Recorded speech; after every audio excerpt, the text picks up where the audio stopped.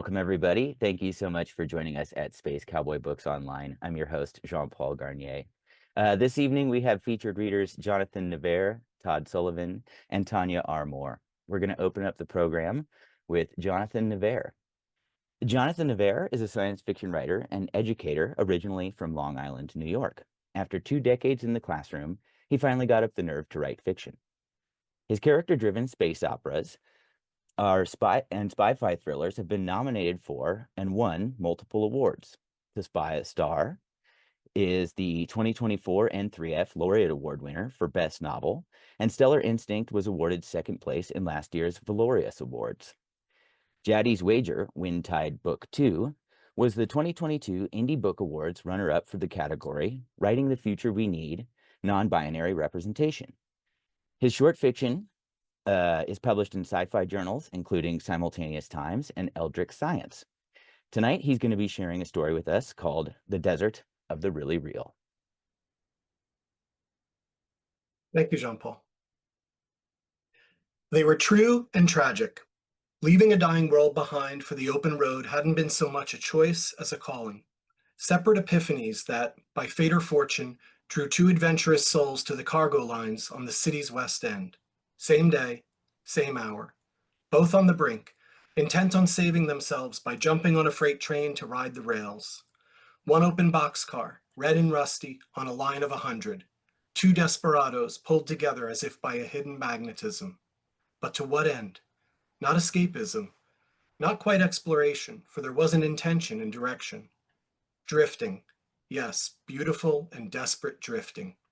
Effortless action, of a type encountered in the lecture halls of the now defunct universities, where students listened to professors pontificate on ancient philosophies, or the kind that rose in the here and now, as retaliation to a lifestyle of monotony and repetition in the shithole that remained of an over-industrialized and exhausted planet. Individuals pushed so far over the edge that nihilism became the way out, an addictive cure-all in the face of what was to come. And so, an emaciated planet had been traversed together, always together. 5 years on the road without a road. No destination, yet always arriving where they didn't intend. And that was right where they needed to be. No map. If there were, and they'd marked up the aimless web of trails and paths, of hopeless footsteps, those of a surviving future would say, there are two who did what had to be done. Heroes in a tragic saga refusing the ennui of the inevitable. Even now they continued without knowing just how close they were to the end. But there were signs. Departure shuttles breaking atmosphere had become a regular sight for a year. Then, in the last month, they had dwindled. A lone ship seen yesterday had the familiar shape and design of the industrial regime.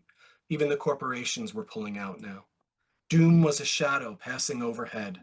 Two lone figures walking a dusty road, or camped by a polluted mountain stream, transformed into ghostly silhouettes as if in prescient fate. Once, they'd been on a makeshift raft, gliding down a swampy river, and the day had turned to night. Resilient, mutated frogs had started their eerie nocturnal chorus. A surreal world, if only for a passing moment, as an arrogant species escape plan eclipsed the sun. They had seen these things because they had chosen to leave, to live. Shared memories ran like splices of movie reels in their eyes. If one spoke of the past, the other smiled, laughed, or cried. Always together. How long until Desdome? Jose asked. A creak of the rail car punctuated the question. Does it matter? Lysanda shifted position so the open door's edge cut into a different muscle in her back. Jose gazed between his dangling legs at the desert rushing past. You sure about this? He turned to his longtime companion. Lysanda's weathered face bounced in and out of view under the brim of his worn leather hat. I don't have any more in me, Jose. She bit a nail and spit it out the open boxcar. There's nothing in Desdome, he said. There's nothing anywhere anymore. That was the truth. For the last 6 months, every refinery town and mining outpost spoke of the same approaching gloom. The cities were empty. All that remained was industry to bleed the planet of every last drop of blood and minerals before. Jose gazed out at the mirage of butte and dunes. Before what? He shook his head and spit. The clump of saliva arced out the train car and vanished down the line. Human folly. Lower the standards, cut corners, release another plague. Shit, it didn't even have to be biological. Germs could be psychological too. What did his former student call those? Head fucks. Jose shivered, shaking off the pessimism. He and Lasanda didn't do pessimism, or they hadn't until today when she had told him. It had been a good 5 years. The university lecturer turned free-spirited wanderer, and the production plant director turned existential outlaw. He'd twisted his brain in a knot seeking a solution to the world's dilemma until he couldn't untie it. It was either leave or... And Lasanda? She'd looked in the office mirror so many times, her reflection came to life and told her what she already knew. Time to get out. Time to live. And so, Jose thought, we both awoke and fled. We met, we drifted. We drift now. We'll drift as long as we can. That had been the mantra, the bond, a pact made of desperation to carry them as long as there was somewhere to go and time left to keep on keeping on. Jose examined Lasanda's features as if scanning a map. A hard road showed on her face, but each line, each wrinkle and scar were pages in a diary never written. Fuck, but that's beautiful, he thought. That's why we did it. You don't share shit like this. You do it for you. Lasanda's face blurred. For us. He wiped his eyes. The rail car jolted. Lasanda bounced. He caught her before she hit the iron grates. Their gazes met. Don't look at me like that, she said, and pushed him away, settling against the door so it could work on the growing knot in her back. What are you going to do, Jose? She reached for her pack and fiddled with the straps. Jose stared out at the mirage. You know everything slows and stops, she said. Eventually. Yeah. He spit out the boxcar. Eventually. Lasanda edged forward and peered out, getting close to town. Her wiry arms flexed as she shifted over, pushing up against him. He gazed at her legs dangling from the boxcar. I'm not going to look back, Jose. I know. He took off his hat, the one she'd found on Reparee Heights below the falls. Dusty fingers fiddled with the meadow flower, long dried and tucked into the band, a reminder of their first year on the road and the persistence they'd shared on their travels. He placed the hat on her head. Goodbye, Lasanda. Thin fingers squeezed his arm. Be careful, okay? He nodded.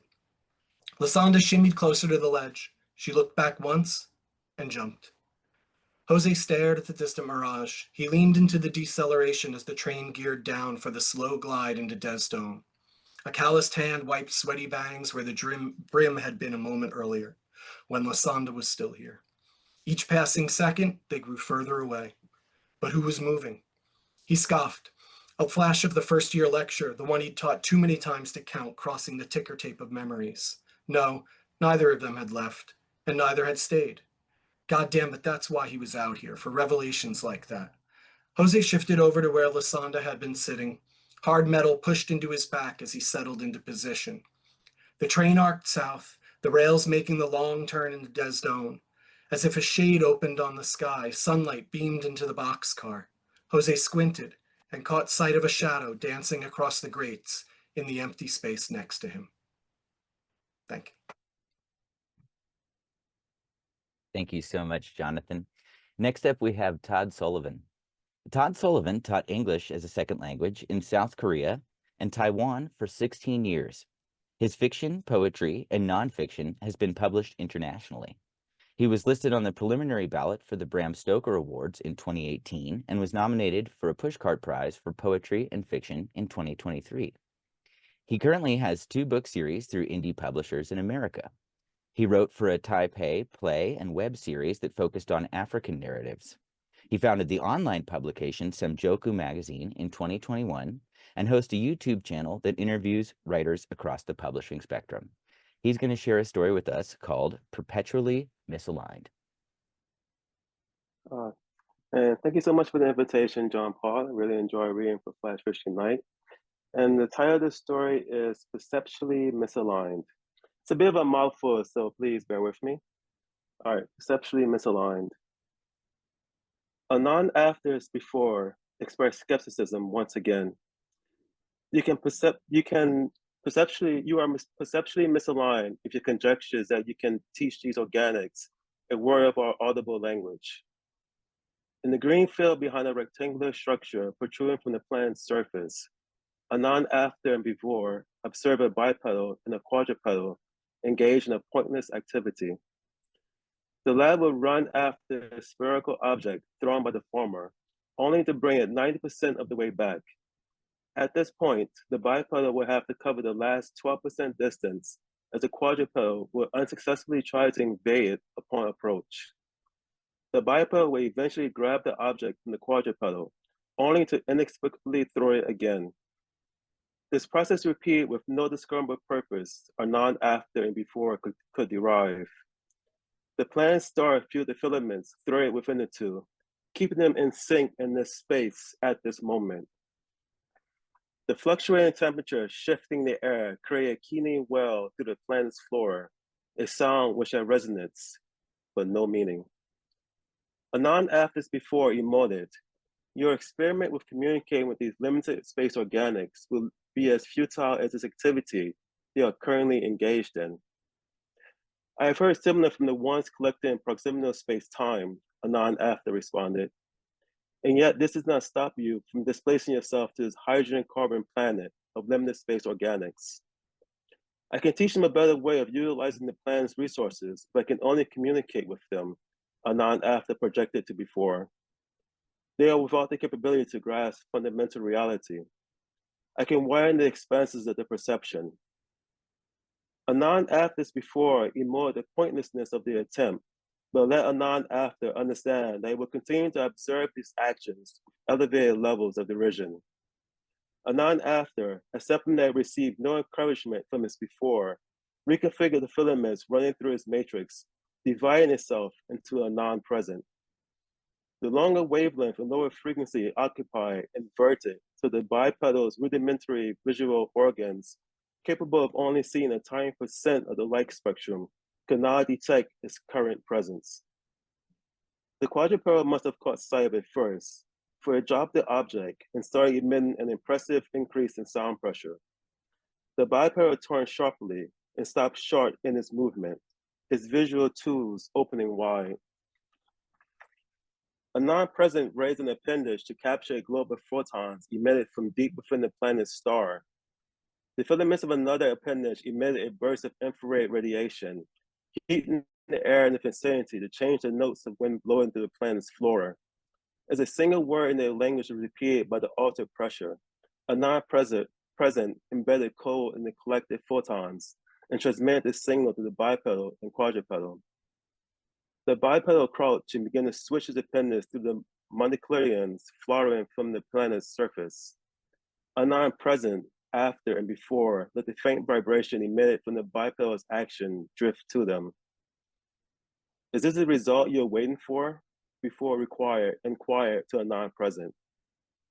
A non-presence after suggested, the lesson needs to happen along the bipedal timeline. Only then may it come to understand and properly reproduce the word. A non-present waved for disagreement from before, but it denoted.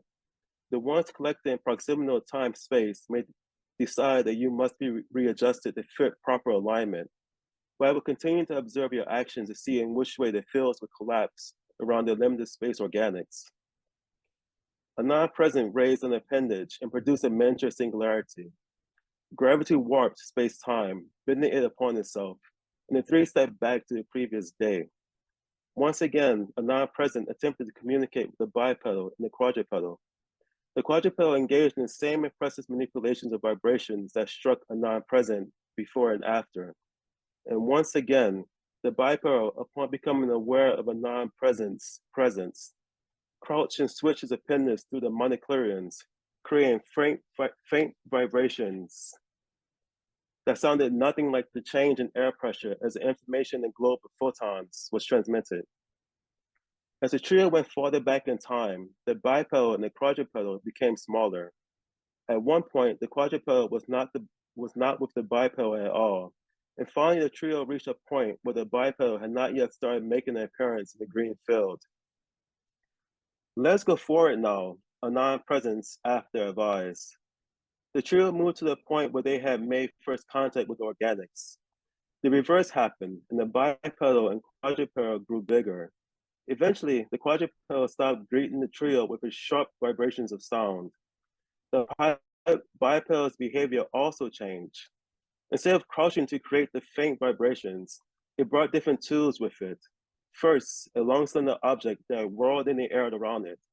Then it brought a hard conical instrument that pressed against itself to create sound. The pitch of vibrations is all wrong, a non-presence before emoted. As the trio moved forward farther, the bipedal and quadrupedal stopped appearing. The trio discussed whether the experiment had gone far enough. The bipedal seemed to grasp the idea of the single word of their audible language and the changed air pressure, but could communicate only in gibberish to them. One day, the bipedal walked from the square structure protruding from the planet's surface without the quadrupedal. Instead, it carried another bipedal. Gleaning information at the cellular level of the limited space species' biological form, a non-present emoted. It's after. So again, it stopped before the trio. The bipedal set its after on the short starts of midi-chlorians. The changed temperature affecting the air pressure blowing through the floor, carrying the single word of the trio's audible language, played around them. The bipedal gave its after conical instrument the trio had seen it use. The smaller organic pressed it close and, after a moment, blew out a single word with the wind. Hello. Thank you. Thank you so much, Todd. Next up, we have Tonya R. Moore. Tonya R. Moore is a speculative fiction writer, editor, and cozy gamer living in Florida. She is poetry editor at Solar Punk Magazine and poetry acquiring editor at Phia Literary Magazine and associate writer at Galactic Journey. Tanya's science fiction horror story, Water Baby, was published in the Magazine of Fantasy and Science Fiction's Summer 2024 issue. Her short story, Anansi and the Astronaut, was published in MV Media's Space Funk anthology, which was released earlier this year. She's going to be sharing a story with us called River Muma Remembers. Thank you, John Paul. Shadows shroud the wraith-like woman sitting under the narrow stone bridge. This bridge, built on the backs of slaves 2 centuries ago, burrows into a lush valley inhabiting the land of wood and water. The hoary hollow, densely packed with greenery, shoulders cedar, soursop, and thick, verdant colonies of fern. She watches the river's indolent surface avidly. She's waiting for something to happen. She doesn't know what. She doesn't know why. She can't remember. She sits there in sullen silence until dusk arrives. The wind picks up as daylight evaporates. Rio Cobra's belly begins to froth and undulate, and ghostly words rise from the depths, resounding as a gong struck. Come back to the river, my daughter. The river is cool. The river tastes sweet. Green like a lizard, the river runs deep. She rocks from side to side, entranced by the hypnotic rhythm of the spectral melody. The cacophony of birds harmonizes with the eerie voice threading the wind. The river's deep, mysterious scent fills the woman. It fills her up until she overflows. Drunken elation bubbles up inside her belly and rushes to her throat. Raucous laughter spills forth from her mouth. She springs to her feet.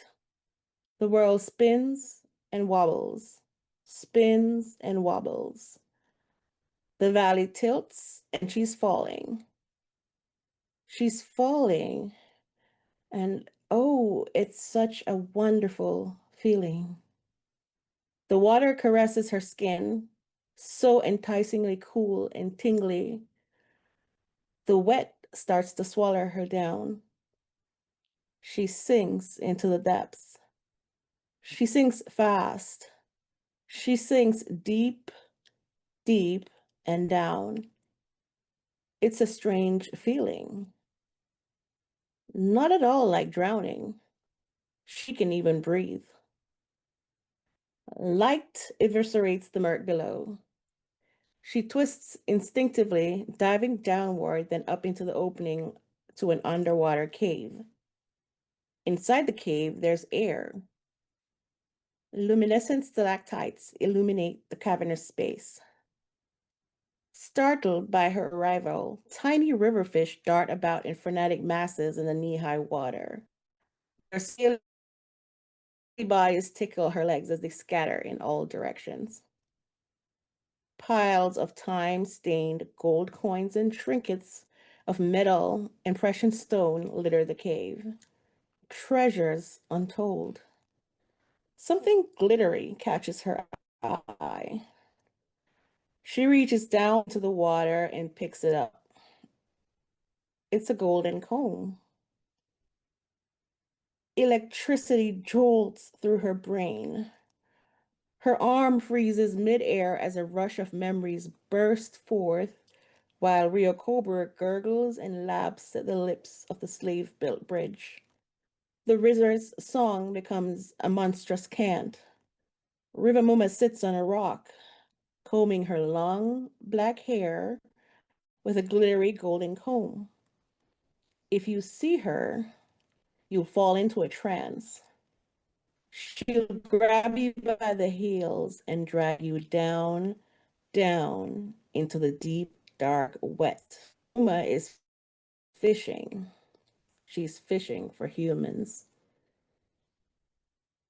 The woman hums low in tune with the river's sing-song chant. She drags the golden comb through the thick tangles of her hair. She laughs, her demonic delight filling the cavernous space. She remembers who she is. She remembers what she is. She remembers why. Tonight, River Moma will go fishing for humans again. Thank you. Thank you so much. That was Tonya R. Moore with River Muma Remembers. Before that, you heard Todd Sullivan with Perceptually Misaligned. And opening the program was Jonathan Nevair with The Desert of the Really Real. Thank you so much to our readers this evening. Beautiful stories. Thank you to our audience for being here. Next Flash Fiction Science Fiction Night will be coming up on July 1st with readers Henan Behenando, James McKell, and Marie Vibert. So we hope to see you then. Have a wonderful night, everybody.